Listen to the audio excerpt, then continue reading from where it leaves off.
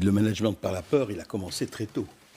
D'abord, qu'est-ce qu'il y a eu comme cas comptabilisé Covid et qui n'était pas que Covid, c'est le moins que l'on puisse dire. Il y avait beaucoup de comorbidités, que ce soit cancer, maladies cardiovasculaires, etc., qui ont été comptabilisées comme Covid.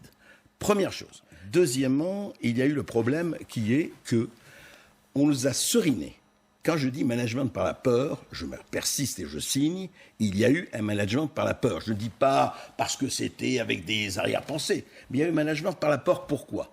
Parce que ça fait exactement 2 semaines et demie qu'on nous bassine avec le deuxième vague. Il y a même eu un manifeste avec un certain nombre de médecins, Karine Lacombe, Gilbert Deray, etc., qui, dans le journal du dimanche la semaine dernière, nous ont dit « Attention, la deuxième vague arrive si on ne prend pas les mesures qui s'imposent. » Or, les mesures qu'elles imposent, pardon, c'est très bien de dire oui, on a pris les mesures, c'est très bien sûr, mais ça fait longtemps qu'on prend les mesures. On me parle des gestes barrières.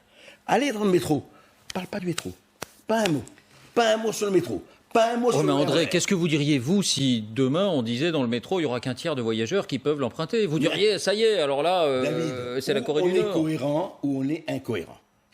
On dit, ah, c'est formidable. Alors, dans le métro, c'est d'autres. On dit aux restaurateurs, vous allez vous éblaner en table d'1,5 mètre, mais dans le métro, il est hors de question. Alors donc, non mais attendez, je finis. Le Covid, évidemment, selon les princes qui nous gouvernent et certains observateurs, est un Covid très intelligent. C'est-à-dire, il n'attaque pas les gens assis. Quand vous êtes assis en terrasse, Covid, il ne vous voit pas, il n'attaque pas. Vous êtes debout, 135 €.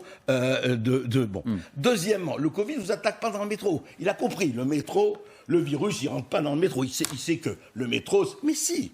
Mais le métro, c'est vital, André. Ah, mais alors, les transports en commun, c'est vital. Mais David... Pour la vie d'une cité, pour la vie d'un pays. Où cette histoire existe, et tout est vital, où cette histoire n'existe pas, et il faut corriger... C'est plus ou moins vital, le métro.